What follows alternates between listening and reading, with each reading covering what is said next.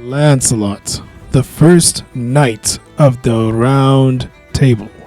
Lancelot, celebrated as one of the greatest knights in Arthurian legend, was born to King Ben of Benwick and Queen Elaine. When their kingdom was threatened by the mysterious dark forces, Queen Elaine sent the infant Lancelot away for his safety. The queen handed over Lancelot to an entrusted royal knight. As the royal knight tried to flee over a bridge with a river flowing below, the knight was ambushed. However, fate intervened.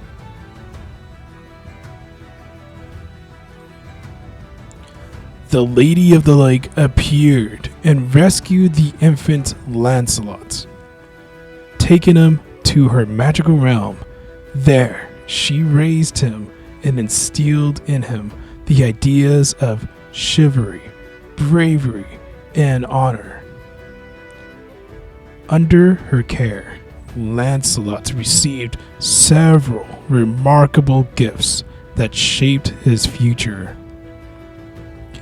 A protective ring, a mighty sword named Erendite, a shield symbolized loyalty, and a magical lance.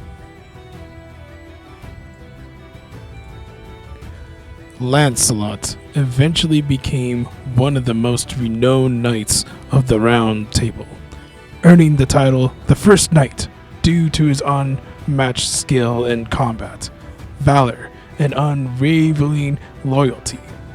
His name, Lancelot du Lac, signifies his special connection to Lady of the Lake, which further solidifies his legendary status. As a knight, Lancelot gained fame even besting King Arthur in jousting matches, which created tension between them. His life became more complicated when he fell deeply in love with Queen Guinevere, Arthur's wife. Their passionate but secret romance stained Lancelot's friendship with Arthur and twisted the bounds of the Round Table. Consumed by guilt over his betrayal, Lancelot struggled with his identity and purpose. A pivotal moment came when Lady of the Lake returned to him for his noble values and the knightly code of chivalry. Inspired, Lancelot returned to Arthur's court to face his repercussions of his actions. While Arthur was initially enraged, he eventually recognized Lancelot's sincere remorse. Despite Lancelot's efforts to make amends, his love for Guinevere and loyalty to Arthur created a profound conflict that ultimately contributed to the downfall of Camelot.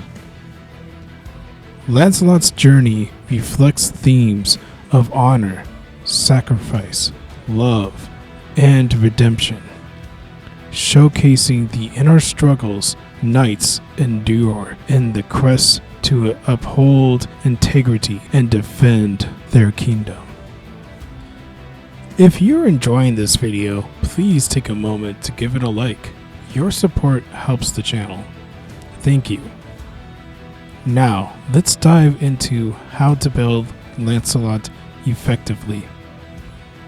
I've created a build that has greatly improved my gameplay with Lancelot, and I believed it can help you too. Here is my powerful Lancelot build. Alright, let's go straight to the point. So, starting off with starter items. If you're playing Lancelot in a jungle role and a conquest, I highly recommend Boomba's Dagger and then you upgrade it at level 20 for a Booba's Hammer. Next item is Bluestone Pendant, and you can upgrade it by either or of Bluestone Brooch to do more damage, or if you're fighting against a lot of hunters or some mages like Sol or Oleron, or even some warriors like an Erling or Cyrus, I recommend Corrupted Bluestone to counter.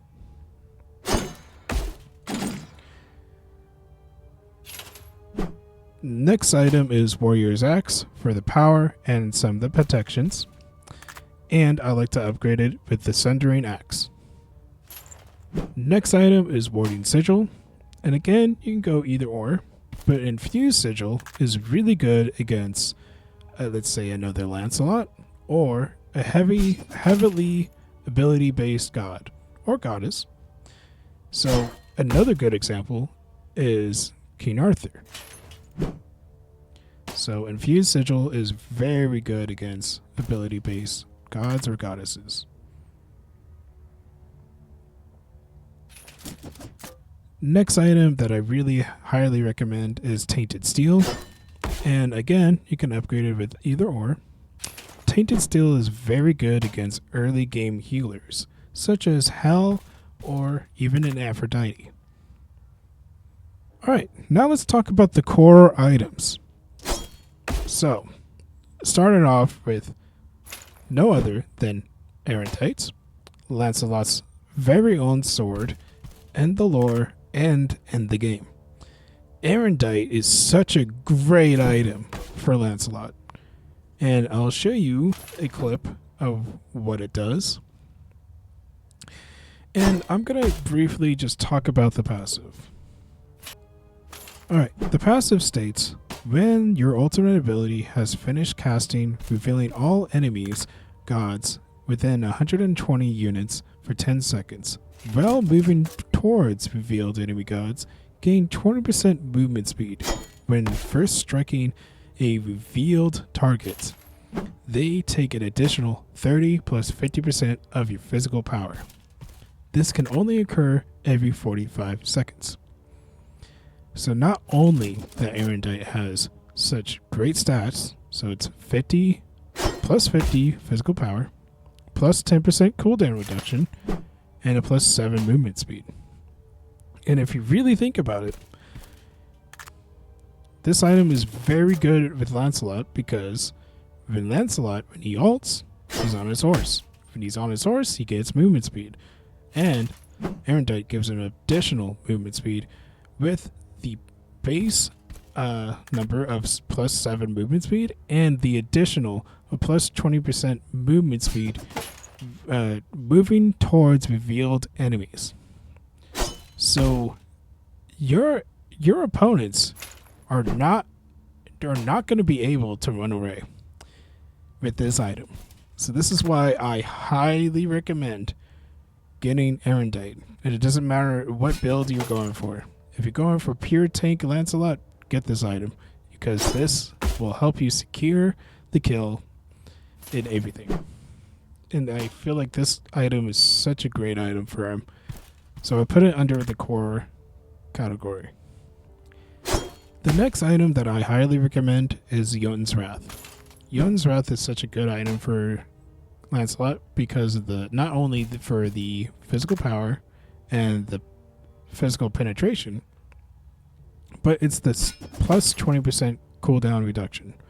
Cooldown on Lancelot is very good. And again, you can upgrade to a Jotun's Vigor or a Jotun's Cunning. Either or work very well with Lancelot. The next item is Brother's Speed Stick for the physical power, physical penetration, and for more anti-heal. The last core item that I highly recommend is Soul Eater. Soul Eater works very well with Lancelot for the power, cooldown, and the physical lifesteal. Alright, let's talk about some defense items that work very well. So, for starters, Gladiator Shield is very good on him. Void Shield works very well with him as well. For magical protections, I really like Oni's Hunter Garb, or if you want more cooldown, you can get Genji's Guard. Next item is Pestilence. However, you can also swap Pestilence with a Contagion. Contagion works very well if the enemy team has a lot of CC and a healer. Alright, Heartseeker is very good against enemies that have tons of health. Tons and tons and tons of health. So Heartseeker kind of is like, hey, let me take some of that health away a little bit quicker. So Heartseeker is what I recommend as well. Alright, next item that I highly recommend is Spirit Robe.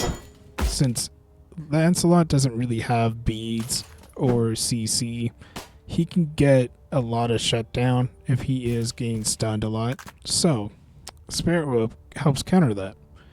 Not only it gives him protections, but it also gives him additional cooldown reduction and crowd control reduction. And the passive is really good because if you read it, it says you gain an additional 50% damage mitigation for 3 seconds whenever you are hit with a crowd control effect or root. This can only occur every 15 seconds. So, there you go. Next item that I highly recommend is Shifter Shield. Last and not least, Ensile, or Ensile. That's how Achilles likes to pronounce it. So, with this item, it's very good against shutting down magical enemies that like to spam their abilities. So, for example, Morgan Le Fay, or even a Merlin. Alright, now I'm going to quickly go over the relics. So, first relic that I highly recommend is Blink. Next is Beads, or Purification Beads. Aegis. Shell. Heavenly Rings. Horrific Emblem. And Meditation, or Cloak of Meditation. Alright, now I'm going to teach you guys this one secret item. This item is so strong that every single pro player, Smite pro player, uses. This item is so strong that even Hi-Rez himself can't even know how to nerf it. This item has it scientifically proven to win your games 50% more. This item is the only item in the game that you can customize. If you still don't know what item I'm talking about, it is no other than wards. And I'm not kidding. Wards is the best item in the game. And I cannot stress this enough, and I've said this in almost every single video that I made. Please, please, for the love of God, get wards. Alright, that concludes Lancelot's build. If there is any items that I missed, please be sure to put it down in the comments down below so others can read it. Alright, now let's get back to the video.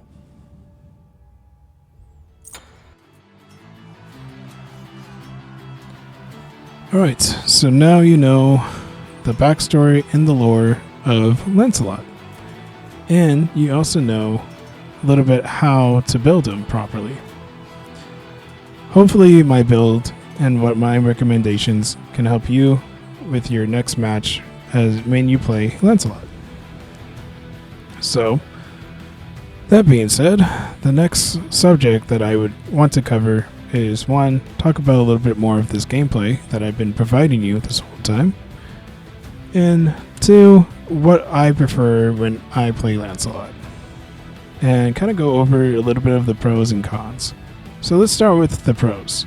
The pros is that he is very, very, very, very, very, very good at what he does. So, if you think about it, Lancelot is a very good assassin. He goes in, gets a kill, and gets out. He's very good at being as a warrior, goes in, does chaos, and then hopefully you get a kill. And it does pretty good as a tank. Now, what my preferred way to play him is more as a warrior. There's nothing wrong of him being as an assassin, but there is some cons of why I don't prefer playing him as an assassin and kind of lean more towards of a warrior. So, for example, for this video that I've been providing you, I already had 2 damage dealers. I had a Medusa and a Giannis.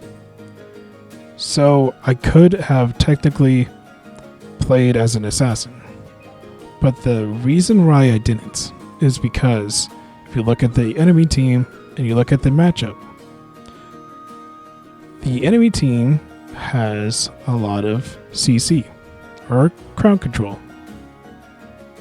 What is one thing that Lancelot struggles? Is crowd control. The only thing that he has to protect himself for crowd control is when he ults. And it's such a small time too. I think it's like 1 to 2 or 3 seconds that he is CC immune as he's ulting. Other than that, he is very, he can easily get, stuck or CC chained. So, as a warrior, you can build items that have defense and crowd control reduction. So, that's why I went for more as a warrior. But I also noticed that in my other matches that I do perform better when I am playing as a warrior. And I end up winning more when I'm playing as a warrior. Yes, you can go assassin, and you can have a huge KDA. With Lancelot, you can easily get KDA because he has a lot of movement. He gains protections when he's on his horse. So when he's already ulting, he is immediately gaining those protections. So he is pretty strong, and his abilities hit hard. So yeah. But the thing is, again, as playing as an assassin, you don't get the defense, and you can easily get CC chained. So in the video, I went more as a warrior, and it turned out perfect. And this is what I've been doing in my other matches too, is just keep on consistently play Lancelot as a warrior. And another good assassin that kind of does the same thing is, or as a warrior based, is Fenrir. Fenrir, you can go pure tank and still do damage. With Lancelot, you can go somewhat tank, somewhat power, and still perform pretty well. Another thing I really like about Lancelot is that he is very good at catching up enemies that are one shot or very low. He's very good at catching up enemies. And on top of that, you can also improve his ultimate just with one item, and that is part of the lore, is his sword, Erendite. Erendite and Lancelot is like the peanut butter and jelly. They just work. It just works. So, in this video, my objective was just to be, 1, annoying, 2, go under phoenixes like this, do as much chaos that they can't kill me. They cannot kill me. If they try, I just run away. I ult away. And 2, I still do damage. So that's why I like to prefer playing him as a warrior. Alright, that concludes Lancelot. If you enjoyed this video, please like, share, comment, subscribe.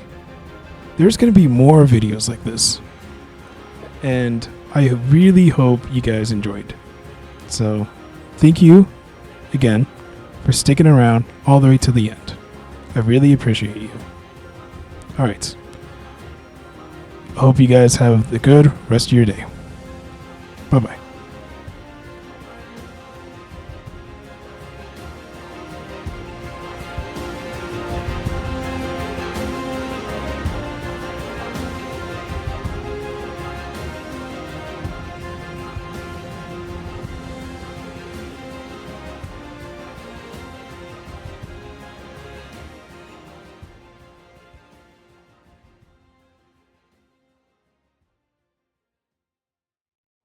Ow! Ow! Cool.